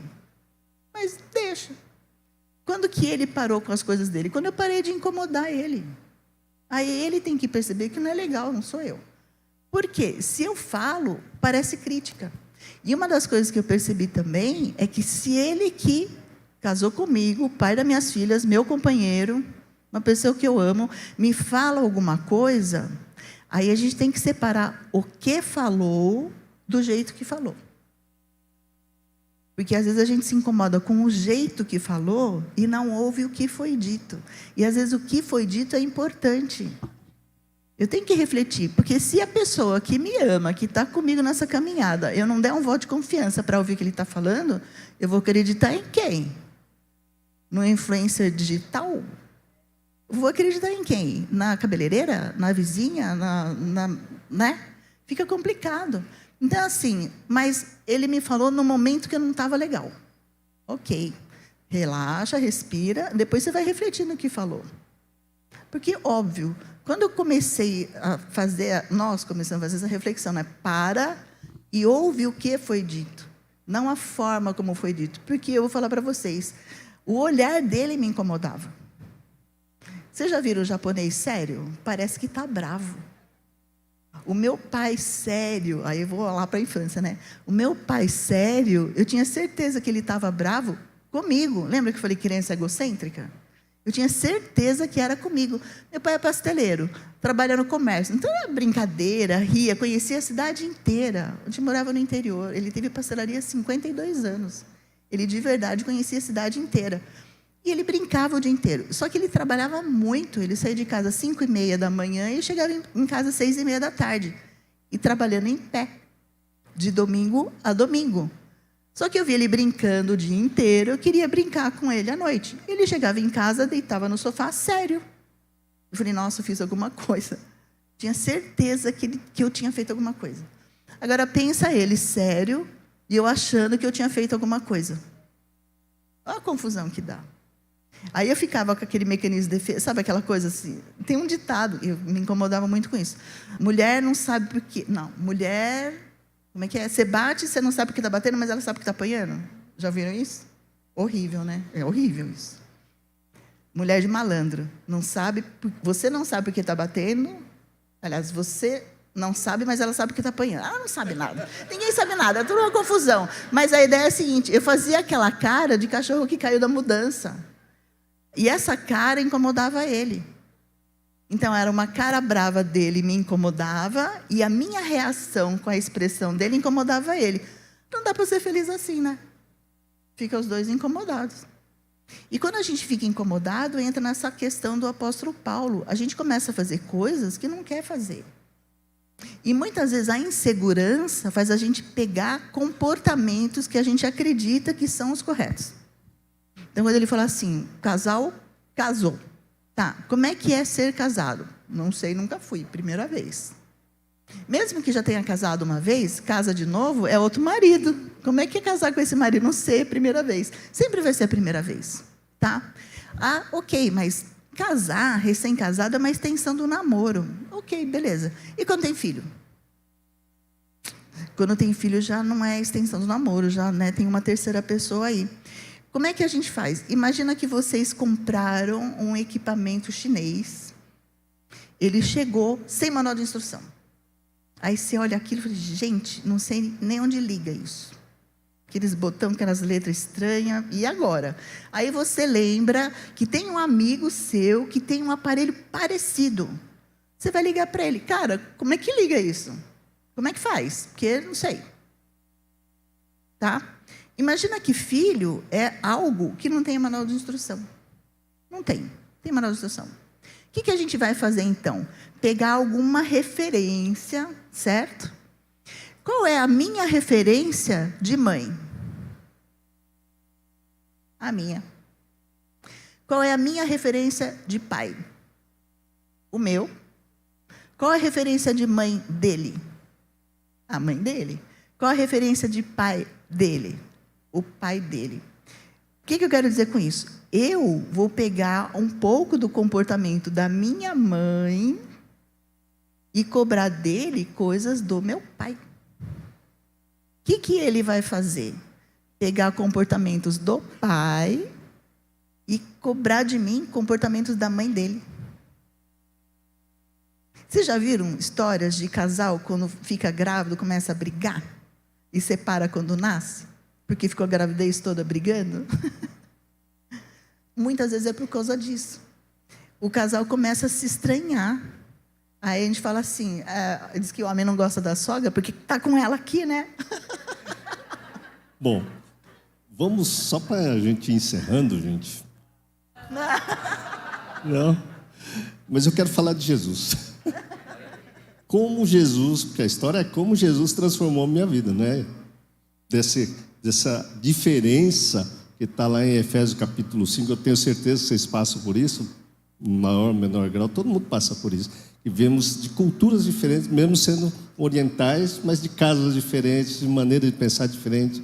Eu tenho uma filha, todas as filhas pensam diferente, cada um é uma flor única no campo do Senhor. Cada um tem um Espírito Santo que é muito diferente. Eu sou apaixonado por Deus que habita nesse corpinho. Por isso eu não tenho medo de perder, porque eu sei que ela é apaixonada por Deus que habita aqui também. É verdade. O dia que você for luz na sua casa, na sua família, você não precisa ter ciúme, não precisa ter nada, porque a pessoa vai perder. Se ela quiser separar, o problema é dela. Eu fico com Deus. Está entendendo essa questão, não? Mas para você chegar nesse discernimento, você tem que passar por Efésios capítulo 5. Efésios capítulo 5 é você vai abandonar seu pai, sua mãe, sua cultura, todo mundo, e vai fazer uma só carne com a sua esposa. Não tem como, né? Você pode interpretar, fazer uma só carne e ter uma filha. Todo mundo tem filha, mas não tem Jesus. Não tem como ser uma só carne se você não colocar a forma de amar de Jesus. Porque ela me amava de um jeito e eu amava de outro jeito. Por exemplo, eu amava ela dando um monte de coisa, né? Um dia eu fui trocar o carro dela, comprei um carro gigantesco e ela gostava de um carro pequenininho. Ela quase me fez vender o carro, porque eu estava dando para mim uma coisa que eu achava que era legal para ela. E eu me sentia rejeitado, gente. E eu tenho certeza que vocês passam por isso. Vocês dão o amor que vocês acham que é. E ela estava precisando de outra coisa, minha filha precisava de outra coisa. Então eu não sabia amar, gente. Está entendendo o que eu estou falando? Não? Efésios capítulo 4 está lá. Uma regra para você transformar um homem velho num homem novo. Vai e confesse seus pecados, vai e confesse que você está com problema, vai e confesse. Mas não adianta você falar com uma pessoa que muitas vezes está com mais problema, que é pior ainda, que é o casal. O casal, em geral, está com problema e vai falar. No fim, a mulher vai falar com a cabeleireira, com a amiga, e muitas vezes vai falar, separa, porque eu melhorei minha vida separando.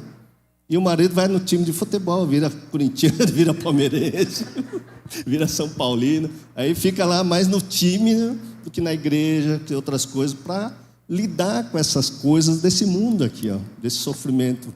Então não é o mundo lá fora, o mundo lá fora de guerra, que é o que eu falei, desde que o mundo é isso.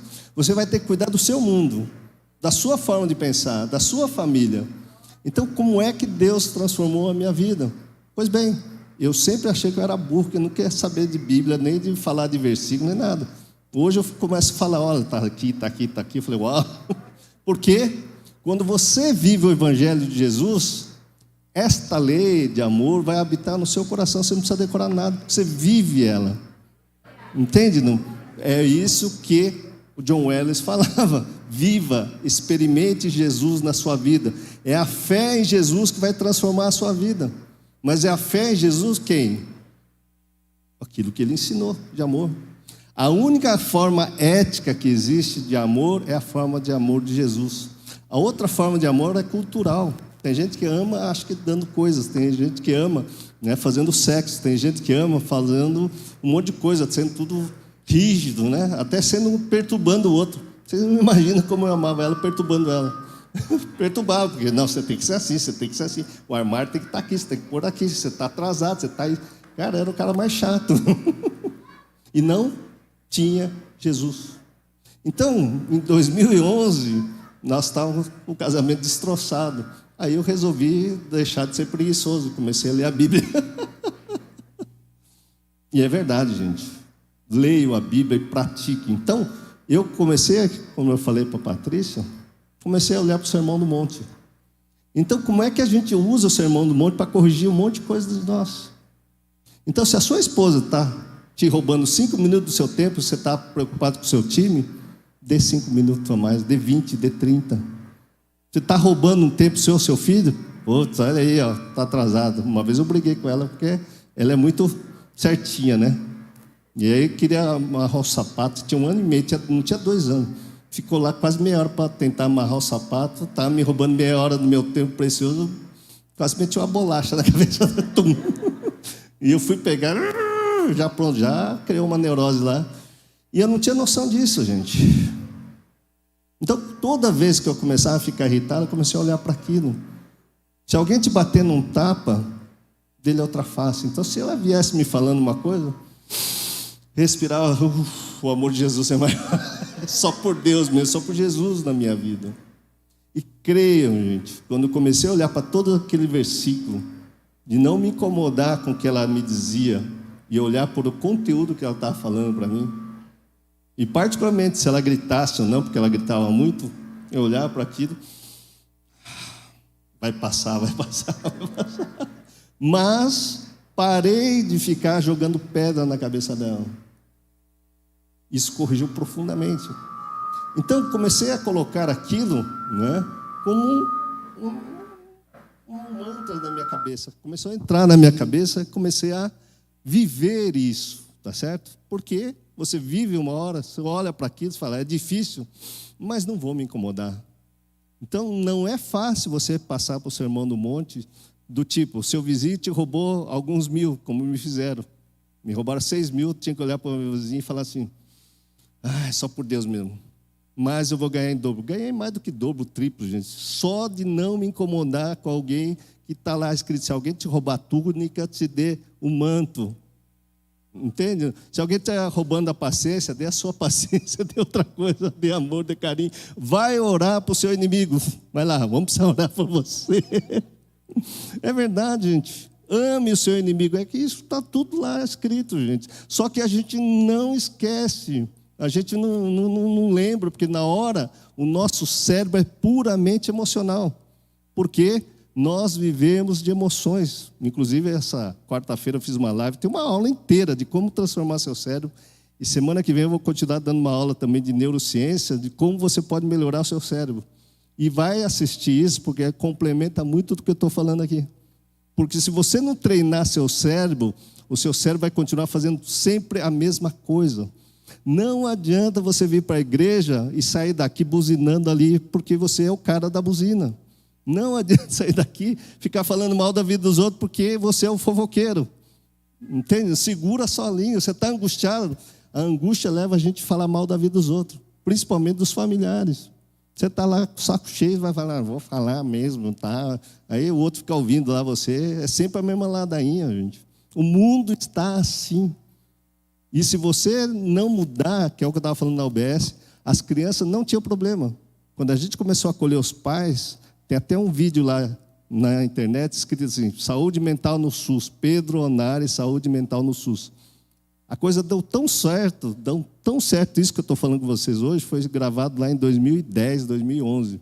Faz 20 e poucos anos foi gravado, a prefeitura viu a mudança na comunidade só porque eu estava fazendo essas palestras lá na comunidade. Falando de Jesus, do cérebro, da mente, Aí tem o pessoal lá, nossa, ele é legal, ele fala de psicanálise, ele também fala da Bíblia, nossa, que legal. E deixei de tomar Rivotril, deixei de tomar um monte de remédio aí. Entende, não? Não fique dependente de remédio. Remédio é bom para você tomar um período, mas você tem que transformar a maneira de você perceber e reagir perante o mundo. Porque você falar amém, glória a Deus, graça e paz é muito fácil. Mas na prática, você olhar e acolher, porque acolher aqui na igreja, um irmão da igreja que está nesse estado, é fácil. Vai acolher sua esposa no momento de TPM. Vai acolher seu filho birrento, que está carente afetivo, igual sua esposa está, e você não tem paciência de dar um carinho, acha que o amor é daquilo. O amor, na verdade, é muito mais profundo. Vai estudar o que é amor, vai estudar o Sermão do Monte. Está entendendo o que eu estou dizendo? Não? Isso vai mudar a vida de vocês, creiam. Então, passa o próximo slide, por favor. Então, aqui, ó, tem 100 bilhões de neurônios na cachola aí, gente. Isso está melhor explicado na aula que eu dei lá, está no YouTube, está tudo, tem 1 hora de aula que eu falo sobre isso. Seu cérebro está cheio de conexões, de vícios. Você é viciado em viver da mesma maneira. Então, eu digo, eu briguei mais de 15 anos porque ela é viciada de agir de determinada forma e eu era viciado de outra. E não dava certo, gente. Enquanto eu não comecei a praticar o que Jesus disse, o meu cérebro não mudou as conexões, eu sempre fazia a mesma coisa.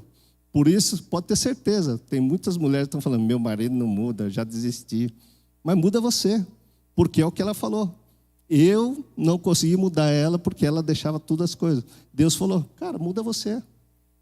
Parece que não, mas tem tudo sentido o que a gente falou. Eu comecei a mudar a minha pessoa.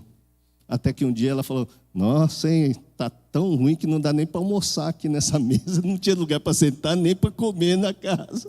Nem para assistir televisão, não tinha nada. Tá tudo lá. Imagina, 6 pessoas jogando tudo lá. Então, eu fui mudar a mim mesmo. Ó, fala aqui. Uma coisa que é legal, te dar só um exemplo. A minha filha, são 4 filhas, então a gente tinha um quarto para cada 2, tá? Então eu falava assim, ó, área comum, não quero bagunça. No quarto de vocês se virem. Então você se vira com a sua dupla aí e fecha a porta, que eu não sou obrigada a ver isso, né? Mas foi interessante que uma vez a minha filha, eu não entrava no quarto para dar palpite de nada, mas a minha filha ficava lá e ela estava fazendo um trabalho, estava super preocupada, e ela amassava o papel e jogava no chão. Ela digitava, imprimia, não ficava bom, ela jogava no chão. Aí ela me chamou para ver alguma coisa. Então ela estava jogando papel e tudo que tinha lá estava tudo espalhado pelo chão. Aí ela me chamou e eu estava com uma bala, um doce, eu não lembro, mas eu lembro que eu fui assim no quarto dela, desviando das coisas. Aí, olhei lá, ela me explicou, expliquei para ela o que era, tá, não sei o quê, e aí, sem querer, eu pus o doce na boca e joguei o papel no chão. Foi assim, muito instinto. Joguei. Ela me deu uma bronca. Mãe, você jogou o papel no chão. Eu falei, nossa, ai, desculpa, nem tinha percebido. Aí eu peguei o meu papel e saí. Peguei só o meu, né, gente? Porque o dela, tudo bem, ela não estava ligando, mas o meu não podia estar lá. Eu peguei o meu e saí. A hora que eu olhei para trás, a porta estava aberta, ela começou a pegar todos os papéis, ela recolheu tudo. Que é uma coisa que ela não tinha percebido, só quando veio um outro papel que ela percebeu que estava bagunçado. Eu falei, nossa filha, eu nem tinha percebido. Então, às vezes a gente faz coisas como ela não tinha percebido que estava daquele jeito. Porque virou ali o comum, o normal e parece que é o certo. Quando veio um outro fazer isso, falar, meu quarto, minha bagunça. Ok. A hora que veio um outro, aí ela percebeu, não, também não precisa estar assim. Porque se não tiver, aquela coisa da vidraça, né? Se um está com vidro, outro joga mais um pouquinho, vem e pija, mas está tudo arrumado, organizado, é difícil ser o primeiro. Muito bom. Alô? Ah, está falando bem. Pode passar o próximo aí? Deixa eu ver o que eu trouxe aqui. Então, aqui é uma das conexões. Pode passar o próximo? Aqui, na verdade, é o centro das nossas emoções. Então, eu vou passar rapidinho, só para vocês entenderem aqui. Né? Pode voltar um pouquinho, só vou montar uma estrutura aqui. Ó. Quando você está perante uma cobra, quantas vezes eu vi ela, parecia uma cobra, né? Vai me atacar, vai me atacar. Eu não sabia se era minha mãe, se meu pai que estava me cobrando, mas é verdade, gente. Se ela faz um gatilho que é parecido com meu pai, eu já vejo meu pai me agredindo, só que hoje eu cresci. Eu sou médico, eu cresci, tenho o meu dinheiro, você não vai mandar em mim e eu para cima dela. Você não manda em mim. E você não é meu pai. E ela falava a mesma coisa. Você também não é meu pai. Quantas vezes você já disse isso no seu casamento? Milhares de vezes. Então, como é que funciona isso nas nossas emoções? Porque nós não temos controle emocional, lembra? Né? Uma doença mental é falta de controle. Eu quero fazer uma coisa, mas estou fazendo outra. Porque deflagra centros cerebrais aqui, por isso é puramente carnal, por isso que a carne é enganosa, o coração do homem é enganoso, por causa disso. Ó. Segue lá, número 1, número 2, número 3, número 4, número 5. Vocês estão vendo o númerozinho no quadradinho? Seguindo? Tá. Quando você vê a cobra aqui, por exemplo, no interior tinha um ditado: cachorro mordido de cobra tem medo de linguiça. Ou aqui, eu já vi gato escaldado, tem medo de água fria, porque jogaram água quente, já se queimou, mesmo sendo água fria, ele fica com medo. Né? E no interior tinha muita cobra, e o pessoal falava, né? Cachorro mordido de cobra tem medo de linguiça, ou seja, tem gente que tem medo de barata, até barata de plástico, né? Não pode trazer nada que parece barata, que já começa a passar mal. Então, o número 1 é o nosso globo ocular, é a nossa visão. Esse globo ocular vai, através do nervo óptico, até um centro cerebral chamado tálamo, que é o número 2. Do número 2, o estímulo daqui da cobra visual vai para o número 3, região de uma coisa chamada amígdala cerebral. Entre o 2 e o 3, vocês estão vendo um borrão lá? Esse telão é legal, dá para ver bem. Está vendo que tem um borrão que parece cobra, mas parece uma mangueira enrolada, parece alguma coisa que parece cobra, mas não é. E depois vai para o número 4. O estímulo desce para o número 4, que é o coração do homem que é enganoso. Então, vai dar palpitação, tremor, dor de estômago, diarreia, intestino preso, que é o número 4. Então, é a parte nervosa que pega aqui, ó, as vísceras, e começa a dar aquele nervoso, sabe? Quando você passa nervoso, começa a tremer o coração, seu braço começa a tremer, por causa do número 4. Depois, o estímulo vai chegar no final, num lugar chamado córtex visual, que fica aqui atrás, onde você vê nitidamente que aquilo é uma cobra. Vocês estão entendendo? Não? Então, primeira coisa, você toma um susto. Ó. Você não sabe se é cobra ou o que é entre o 2 e o 3. Depois, você tem reações físicas, que são reações emocionais das situações, e aí no final chega lá, é uma cobra ou é um pedaço de mangueira. O que significa isso? Por exemplo, quem tem problemas de falar em público, por algum motivo tem pânico de subir aqui em cima, até para falar bom dia, o que acontece? Só de imaginar que vai subir aqui, e quando sobe aqui, ela olha para vocês, o que acontece? É como se o 1 estivesse vendo vocês, o 2 e o 3 tivesse um borrão, tipo, alguém vai me questionar, alguém vai me criticar, eu vou falar besteira, eu vou recitar aqui um versículo errado da Bíblia, e já começa a passar mal e começa a gaguejar, passa mal. Entende, não? Por exemplo, eu tinha muito isso. Eu ia falar a palestra, os primeiros 5 minutos, parecia eu derreter aqui. Parecia um motor velho, até que depois dá uma relaxada, aí a coisa anda. Por quê? Porque entre o 2 e o 3, todos os traumas que a gente tem de falar. Quantas vezes você não apanhou porque você foi falar uma coisa, cala a boca e tal, e o pau come, não é verdade? Então a gente é criticado no falar. Então tem muita gente aqui que tem problemas de trauma de falar. Tem vergonha de falar e fala pelos cotovelos quando está lá. Vira fofoqueira lá fora, mas aqui em cima não consegue falar nada por conta desse desenho aqui. Então, primeiros 5 minutos de falar em público é como se estivesse ali um esboço de alguém que vai me criticar embaixo. Né? O número 5 finalmente, eu faço diferenciação, que vocês é um público que veio aqui para me ouvir, eu sei o que eu vou falar e tudo mais. Mas o nosso cérebro tem esse período de indefinição daquilo que eu estou vendo. Conseguiram entender, não? O que isso traz na nossa relação? Então, toda vez que ela fazia um gatilho parecido a alguém me cobrando, eu já não aceitava. Eu cresci e passei a ser um cara briguento dentro de casa. Isso é a maior fonte de conflito dentro da família. Só que isso vai afastar você, vai deixar sua esposa carente, vai deixar seu filho carente, e ele carente vai ser um cara birrento. Aí você fala para ele estudar, não vai estudar, porque você está falando para ele estudar. Ele vai falar para você ir para a igreja, mas ele não quer ir para a igreja porque você está mandando. Ele começa a fazer birra, mas no fundo, quando eu comecei a falar, todo ser humano é carente afetivo. Todo mundo quer carência. Então, os filhos birrentos que faziam tudo o contrário lá no posto de saúde, é porque estavam carentes de pai e mãe. Isso que eu vou falar para vocês é o que eu falava para eles. Começa a dar atenção para os seus filhos. Em vez de ficar gritando e mandando e você ficar lá na rede social, para, conversa, ouve o que ele está querendo dizer, tenta entender e vai brincar 5, 10 minutos e depois você vai fazer suas coisas. Mas tem gente que não dá 5 minutos, não dá 10 minutos, não dá atenção para as crianças. E ele fica carente igual fome. Então, fome afetiva é o que está matando o povo hoje. Você vai ver que o mundo está aí fora, né, satisfazendo as relações sexuais. Estão liberando tudo. Só que não tem mais carinho, não tem afeto, não tem mais troca de ideia, conversa, atenção. E o mundo está cada vez pior. Uma coisa legal desse desenho aqui também, vamos imaginar que esse olho é um órgão do sentido, visão. Então, coloque isso daqui como todos os órgãos dos sentidos. Visão, audição, olfato, paladar, tato. Tá? Por quê?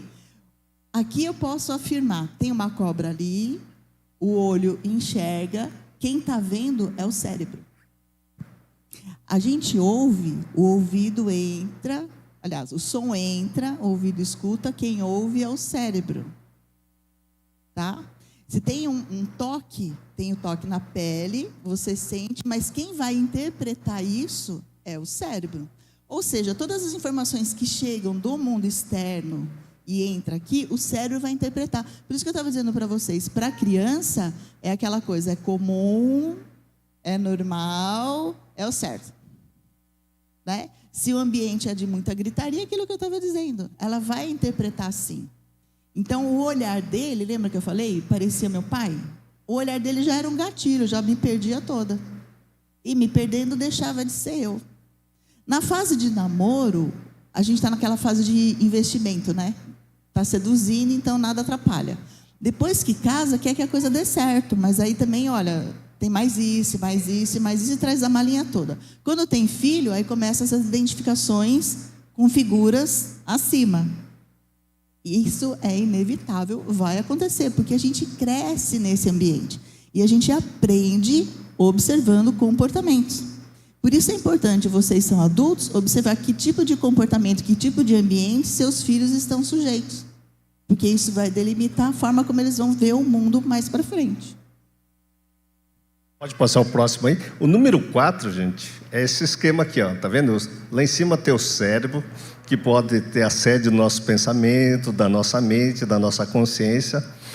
Então, Paulo, Romanos 12, vai lá. Transformai-vos pela renovação da vossa mente, do vosso pensamento, que está cheio de medo, insegurança, solidão, raiva, um monte de sentimento que não condiz com uma vida cristã.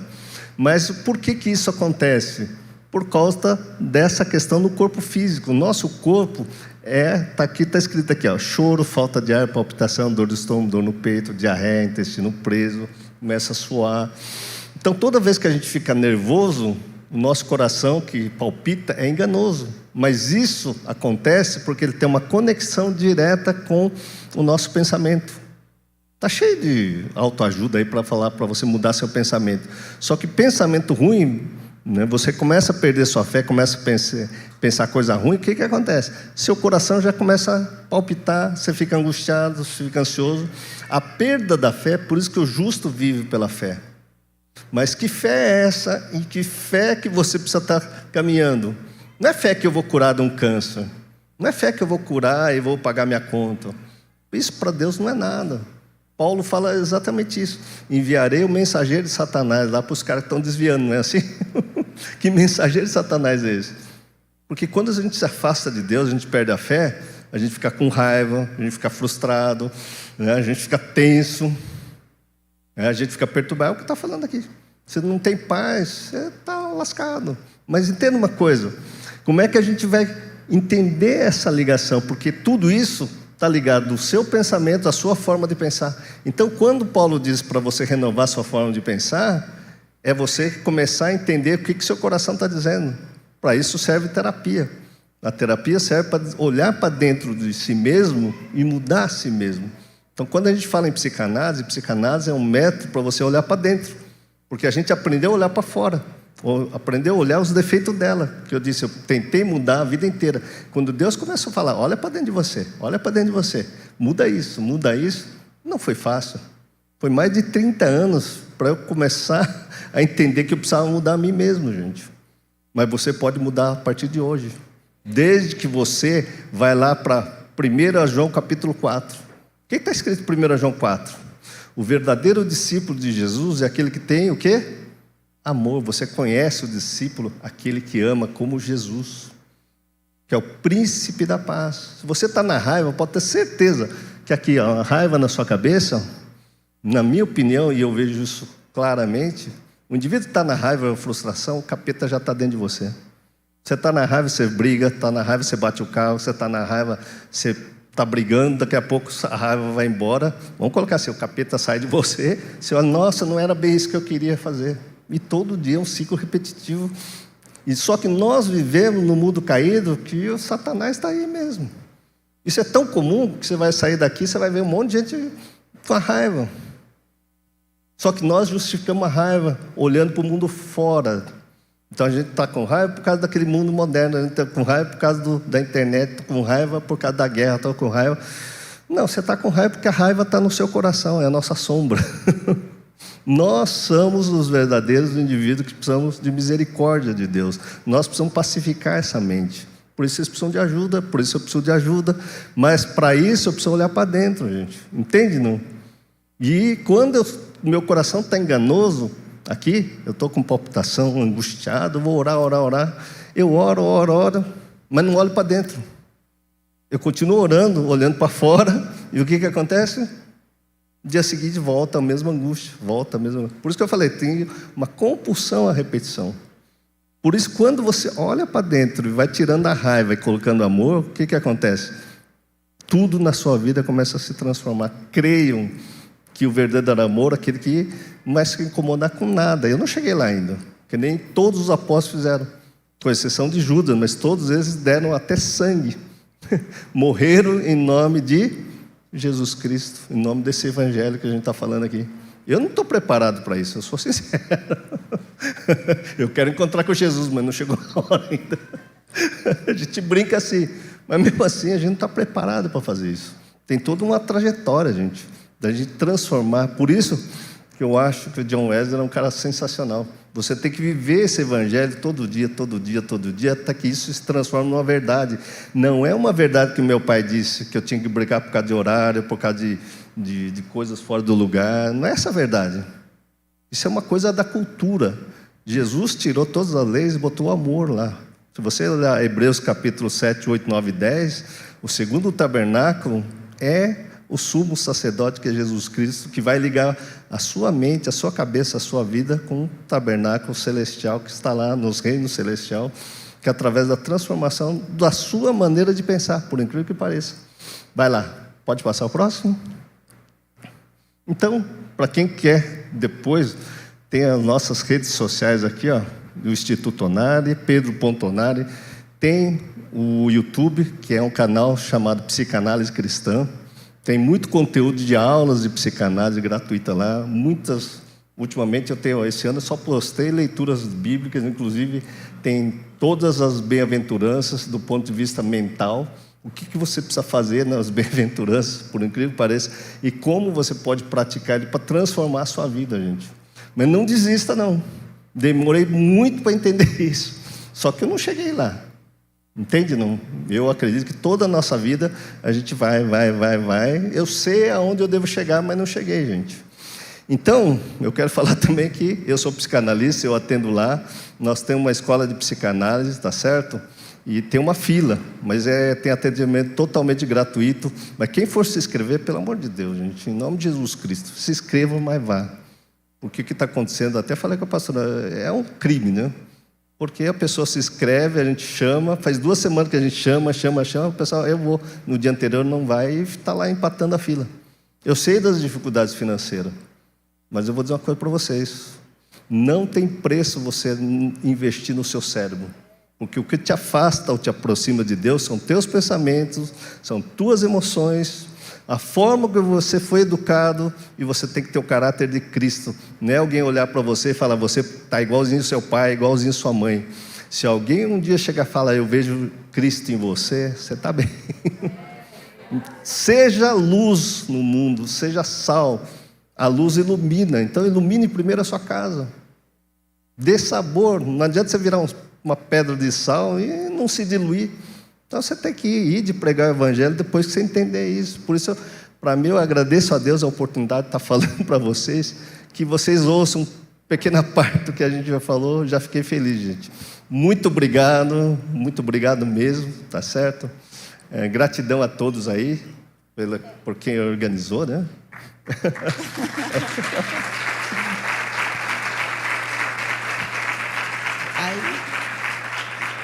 Aí eu não sei se vocês têm perguntas, se dá tempo. Perguntas. Não Vocês sei. querem fazer perguntas?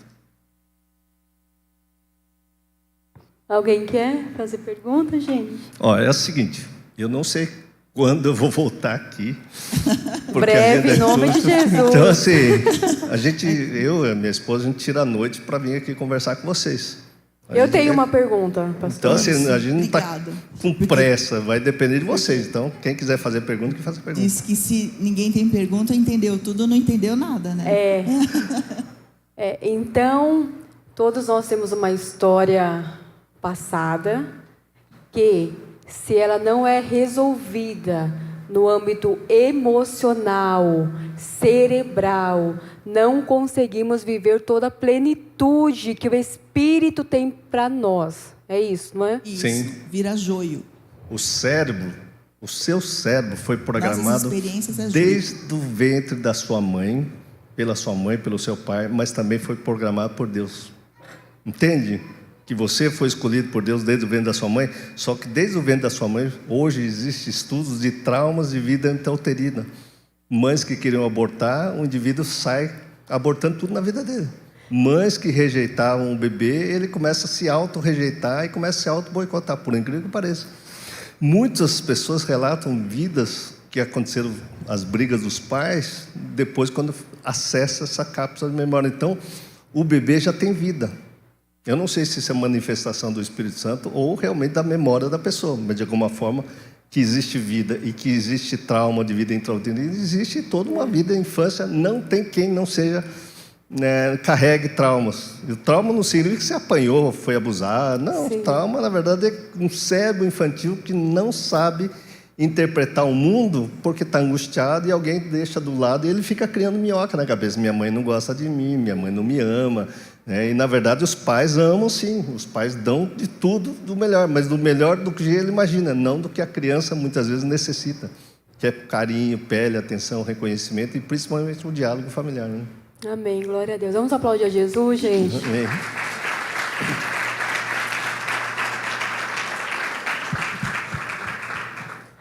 Obrigada, doutor Onário, obrigada. Foi um prazer muito grande conhecer o senhor. Obrigada, pastor, doutor. Deus abençoe. Foi um prazer. Quantos aqui ficaram felizes? Amém? Amém. Que maravilha, né, gente? Como o conhecimento é bom, como o conhecimento liberta. E eu espero que, se assim Deus nos permitir, vocês possam vir muitas e muitas mais vezes aqui para nos edificar com essa palavra de conhecimento, de libertação. Às vezes, eu estava até falando com eles no começo, lá atrás na sala, que o Brasil ele tem essa cultura, né, de achar que terapia, né, somente nós evangélicos, terapia é para quem não é crente, né, para quem não ora, é para o fraco na fé, que psiquiatra é para doido, mas todo mundo é doido, gente. É ou não é? Só que quando a gente vai, quando você precisa, a gente precisa ir para quê? Para a gente poder mandar nas nossas emoções. Amém? Porque às vezes, né, doutora, as emoções estão tão fora de si que a gente não consegue ter controle das emoções. Não sabe nem qual Como controlar. lidar? E qual emoção controlar? É aí que entra o médico, é aí que entra a terapia. Sim, só durante um tempo. Depois é livre. Sim. Amém? Não é? Glória a Deus. Então, você pode ficar de pé no teu lugar? Quer falar alguma coisa, amor? Não. Eu passei, viu, gente? Eu já falei aqui no Clube de Mulheres, né? Há uns 4 meses atrás. Eu passei no Instituto. Bastou 3 sessões, gente. 3 sessões. Vamos aplaudir a Jesus por isso. 3 sessões. E eu falei, olha, tava chorando por um negócio tão besta desse. Besta não, porque a criança foi muito forte para a criança. É besta quando é adulto. A criança chora por isso. Está lá em Lucas 18. Olha Jesus aí. diz assim: vinde a mim as crianças, não os impeçam. Ninguém adentrará ao reino do céu. Significa ter paz, domínio próprio, mansidão, amor, alegria, fidelidade, enfim. Se não se posicionar como uma criança. Amém. E quando você acessa essa criança, você vê que está sofrendo coisa de criança. De Não criança. adianta. A criança está com ela ainda. E precisa curar essa criança. Que a gente precisa levar para Jesus. Precisa levar para Jesus, né? As brigas todas parecem duas crianças brigando. Porque realmente são. Sim, são crianças. Tem duas crianças. Adultos infantilizados que precisam de cura. E aí, deixa eu dar só um parênteses, que acho que é interessante. Quando a gente fala de terapias, terapia de fala, né? Então, a maioria das terapias são uma coisa de conversar. Tá? Nós, no Instituto, o Dr. Pedro desenvolveu uma técnica de acesso ao inconsciente, por isso que foi rápido. E é essa que eu fiz. Isso, por isso é mais rápido e mais eficiente. É como se fosse 10 anos de terapia. Porque tudo que foi acessado na sua memória, quanto tempo na terapia de fala levaria? São muitas sessões. Então, o fato da gente conseguir uma ferramenta que acessa, isso com conhecimento da neurociência, que acessa essas informações no inconsciente de uma forma mais rápida, isso diminui muito o tempo de terapia. Para o meu caso, eu fiz diversas terapias que não resolveu nada. Porque precisava dessa. E, gente, não pensa assim, vai você sair inconsciente, você vai sair de si, você vai. Eu me lembro que na última sessão com o César, não sei se ele está nos ouvindo, eu estava cozinhando. Peraí, César. Eu desliguei lá e assim no sofá, conversando com ele no maior papo. Vocês estão me entendendo? É tudo bíblico, gente. E vocês vão depois conhecer o Instituto. Então, eu pedi para recolocar os dados do Instituto no grupo da igreja. Muita gente da igreja não veio, tá? Mas eu tenho certeza que tem muita gente assistindo. E vamos, gente. Vamos, porque nós queremos viver tudo que Jesus conquistou por nós na cruz. Amém? As nossas emoções de infância serão curadas. Amém? Para que a gente possa ser também, assim como eles têm sido na vida de milhares de pessoas, cura na vida de outras pessoas. Amém? Nós vamos orar agora. Vamos orar como igreja abençoando esse casal? Vem cá. Pode chamar o pastor Fernando para orar? Vem cá, pastor Fernando, orar por eles. Cadê a filha? Ela tá... Vem cá também. Pode? Não sei se ela pode. Orar. Abençoando. Amém? Eu quero só, antes de orar aqui, só um minutinho. Amados, há um ministério que nós temos chamado Suzano Wesley, que a Rei e o Aparecido, junto com a Érica, tem cuidado aqui nessa igreja. Eu quero, como pastor, chamar essas duas aqui. Vem aqui, vocês duas que são tão importantes nesse projeto, amém? Eu digo que a pastora Patrícia está sempre ali mentoreando, ajudando, ministrando, mas ela tem se empenhado para buscar esse conhecimento, ser essa porta para que outras famílias possam entrar. E eu louvo a Deus porque elas estão se empenhando para isso. Eu me lembro que a Rê chegou para mim e falou: mas eu não quero mais. Eu falei: Rê, calma. Trabalhar com família não é algo simples. Família dá trabalho. Família boa dá trabalho. É ou não é, gente? Família boa dá trabalho. Olha eu aqui. Glória a Deus. Mas eu entendi que em Cristo Ele nos supre de todas as coisas, porque Ele é o centro. E como centro das nossas vidas, Ele vai nos suprir em tudo. Amém? Eu falo que eu conheço gente que tem muito dinheiro, mas não tem uma família, só o dinheiro. Eu conheço gente que tem uma casa que vale muito dinheiro, não é pouco não. Você se deslumbra, mas não tem um lar. Por isso que nós precisamos entender. Hoje Deus nos presenteou. Tem aqui essas duas princesas, estão aqui guerreando por esse projeto. E eu disse para as duas, para elas: não desistam, não desistam, porque vocês vão ver o fruto acontecendo assim. Começa com uma família, 2 famílias, 3 famílias, 4 famílias. Daqui a pouco é uma cultura. Amém, gente?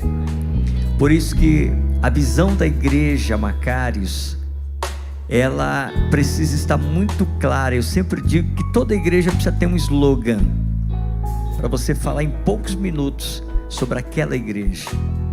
E quando vocês entraram para essas portas, vocês definiram muito rápido a visão desta casa.